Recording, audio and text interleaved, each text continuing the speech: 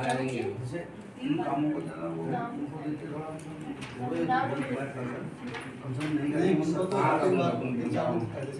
वो काम नहीं कर रहा, खाली ऐसे हमारे यहाँ समस्या क्या है ना सर, पदों में ऐसे लोगों को बैठाया जाता है जो लोग काम नहीं करते बुरा है। नमस्कार, मैं चंद्रशेखर जोशी, देवभूमि टुडे में आपका स्वागत है। दरअसल चंपावत जिले में सुखीराम जीआईसी एक चर्चित प्रकरण हुआ था 2021 दिसंबर में, जो एक जाति विशेष के बच्चों के साथ भोजन को लेकर भेदभाव का मामला था। और उसके बाद एक घटना देवीधुरा क्षेत्र में भी हुई थी, जिसमें बारात में एक अनुसूचित व्यक्ति की हत्या हुई थी। उसमें भी आरोप जाति भेदभाव के थे। तो उत्तराखंड को चूँकि मॉडल स्टेट की बात होती है, तो क्या मॉडल स्टेट में सामाजिक समरसता और जातीय भेदभाव के बगैर ही मुमकिन है? तो सरकार इसको लेकर क्या कर रही है? उत्तराखंड के जो अनुसूचित जाति जनजाति आयोग है, उसकी क्या भूमिका है? वो किस तरह से इस भेदभाव को जो उत्पीड़न है उसको कम करने के लिए कदम उठा रहा है? वैसे आंकड़े बताते हैं कि 2019 में उत्तराखंड में 100 मामले दलित उत्पीड़न के अलग अलग तरीके के दर्ज हुए थे, और 2019 तक यह आंकड़ा 135 हो गया था, यानी कि 35% का इजाफा हुआ था।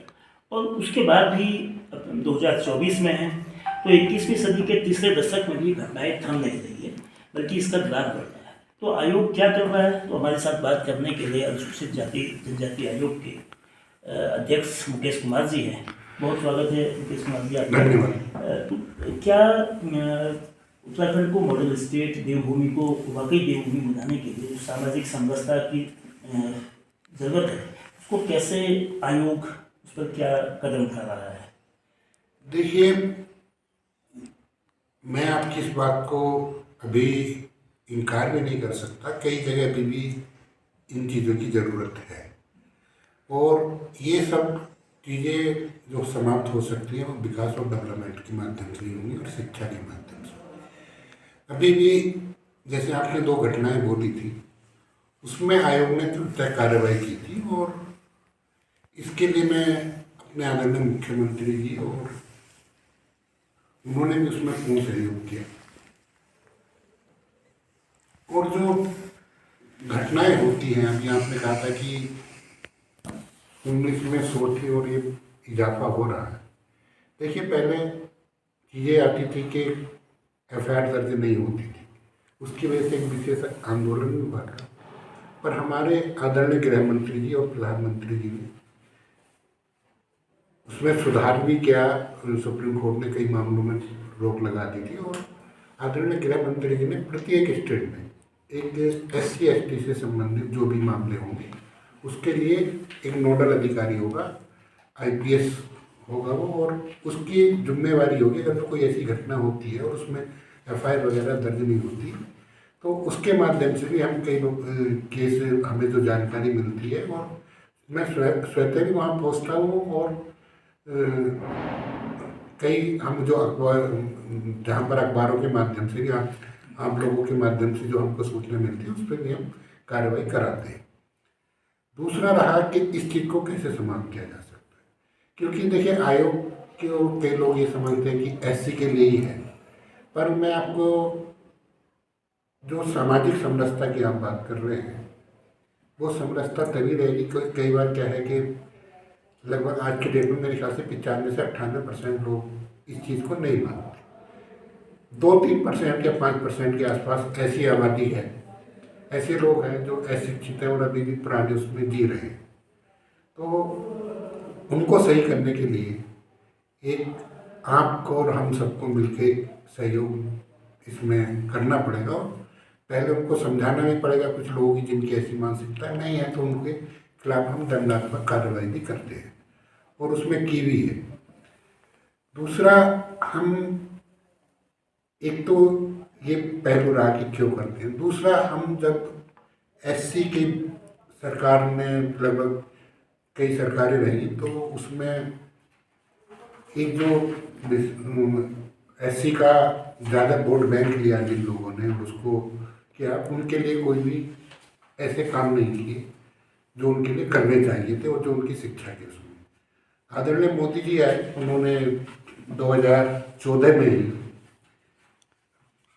आरटी के माध्यम से शिक्षा के अधिकार, क्योंकि देखिए हर एक कोई प्राइमरी स्कूल में पढ़ता था, जो शिक्षा का अधिकार है वो उन्होंने प्राइवेट स्कूल में भी एक बच्चा पढ़ सकता है।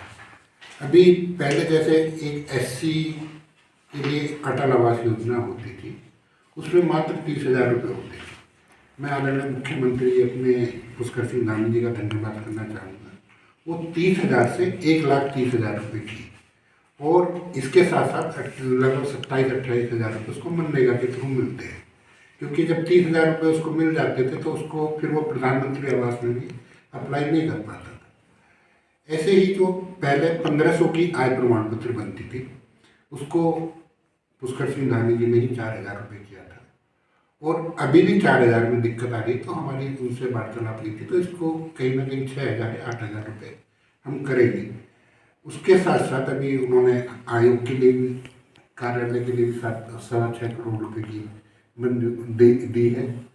और हमेशा जैसे मैं एक दिन उनके पास जब वो CM बने थे तो मैं गया था, उसके बाद तो मैंने बताया ये भाई साहब कैसे मुख्यमंत्री जी कैसे काम करना है, तो उन्होंने सारे सेक्रेटरी को, जो उनके चीफ सचिव थे, उनको ही बुलाया, बोलते जो आयोग को निष्पक्ष रूप से जो भी एक मुकेश जी आप काम करेंगे उसमें कोई इंटरफेयर नहीं करें, और अधिकारी को इनका बात को मानना चाहिए, और उसी भरोसे के साथ हम काम भी करते हैं, और सर हमें कोई ऐसा दबाव भी नहीं होता। आप देखिएगा, अगर जो उनके क्षेत्र का मामला था, अगर वो चाहते तो इंटरफेयर करते, उन्होंने नहीं की। माननीय मुख्यमंत्री जी का सीधा वो है, जो गलत करेगा उसको हम गलत को, और जो आपने कहा अग्रिम राज्य बनाना है, देवभूमि को सुधारना है, उसके लिए हर एक अंतिम छोर के व्यक्ति के विकास की जरूरत है, और उसके ही तहत जैसे हमारे आदरणीय प्रधानमंत्री और मुख्यमंत्री जी का भी एक बड़ी अच्छी सोच है कि सरलीकरण, समाधान और निस्तार, तो इसके तहत जो हम अंतिम छोर के व्यक्ति के लिए ही विशेष कर योजनाएं बनाई जा रही हैं, और जब तक उनके डेवलपमेंट नहीं होता तब तक चीज़ें रहती हैं। पर इसके लिए अभी जैसे उत्तराखंड में पहले एक दिक्कत थी कि बहुत सा क्षेत्र राजस्व क्षेत्र होता था, अब कई क्षेत्र पुलिस उसमें कर दिए हैं, तो एक दिक्कत उस समय ये कारण भी होता था कि पुलिस वगैरह का, पटवारी वगैरह से डर नहीं पाते थे लोग बाग, और वो कहीं ना कहीं उनको गड़बड़ कर देते थे। अब धीरे धीरे उसमें सुधार है और लगभग रहेगा भी। इसके देख जी, इसमें उत्तराखंड के 13 जिलों में सबसे अधिक या सबसे संवेदनशील या सबसे खतरनाक जो इन उत्पीड़न के मामले में वो कौन कौन जिले हैं, और उसमें रोकथाम के लिए किस तरह के उपाय आयोग कर रहा है? देखिए, इसमें सबसे ज़्यादा अगर जो मामला हम देखते थे, तो जिला तो नहीं कहूँगा मैं, तो उत्तरकाशी में जाके केस जाते थे, और दूसरा अगर जो आबादी के हिसाब से देखें तो हरिद्वार, तीसरा मैंने जो थोड़ी चीज़ें नोट की थी तो एक सर्ट एरिया था, वहाँ पर भी थोड़ी ये चीज़ें हैं, और वहाँ पर कुछ ज़्यादा उसमें सर्ट का एरिया जो, तो उसको मुख्यमंत्री जी ने भी पुलिस क्षेत्र घोषित भी कर दिया है। और एक आपका थोड़ा चंपावत के दो रूरल गांव जो हैं अंदर के साइड में, वहाँ पर हैं, और वहाँ पर हमने काम भी किया। उसके बाद से आपने स्वतः देखा होगा कोई घटना अभी तक सामने आई नहीं है, क्योंकि कड़ी कार्रवाई की गई है। भेदभाव के अलावा इस वर्ग को, अनुसूचित जाति जनजाति क्षेत्र को आर्थिक रूप से आगे बढ़ाने के लिए अगर कोई ऐसी विशेष स्पेसिफिक योजनाएं चल रही है? देखिए, उसके लिए 19% तो हर एक उसको विभाग को उसमें लगाना ही होता है। उसके साथ साथ स्पेशल कंपोनेंट प्लान का जो पैसा होता था वो पहले हम सड़कों और नालियों में लगाते थे। उसके लिए भी मैं आदरणीय मुख्यमंत्री जी का धन्यवाद करूँगा, क्योंकि मार्च के बाद से हमने आप माननीय मुख्यमंत्री जी से निवेदन किया था। हालांकि मुझे ये कहते हुए संकोच भी नहीं होता कि मैंने कई बार अपने जो अनुसूचित जाति के ही समाज कल्याण मंत्री रहे हैं, उनसे ही मैंने निवेदन किया था, पर उन्होंने इस चीज़ को कभी माना नहीं था। उसमें आदरणीय यशपाल आर्य जी भी कि मैंने कि ये नालियाँ और सड़कें तो आम उसके लिए बनती है, तो ये स्पेशल कंपोनेंट का स्पेशल क्या फायदा हो। तो जब वो पर उन लोगों ने नहीं मानी, पर हमने जब ये बात आदरणीय मुख्यमंत्री जी से रखी तो उन्होंने कहा बात तो आप सही कह रहे हैं और बताइए आप क्या चाहते हैं। मैंने कि इसमें हम ये चाहते हैं सर, इसमें जो भी अनुसूचित जाति के बच्चे हों या जनजाति के या गरीब बच्चे हों, उन इस पैसे से उनके लिए हॉस्टल और नर्सिंग कॉलेज और या टेक्निकल कॉलेज, बीटेक या पॉलिटेक्निक कॉलेज, इस तरीके के या लाइब्रेरी, ये इन चीज़ों में इसका पैसा लगना चाहिए, जिससे वास्तव में उस वर्ग का उत्थान हो सके। बहुत धन्यवाद आपका। उत्तराखंड की 1 करोड़ से अधिक की आबादी में लगभग 22 लाख की संख्या इस वर्ग की है, और बिना इस वर्ग को आगे बढ़ाए उत्तराखंड को आदर्श राज्य और देवभूमि को वाकई देवभूमि बनाना संभव नहीं होता। उसके लिए आयोग का दावा है कि वो काम करता है।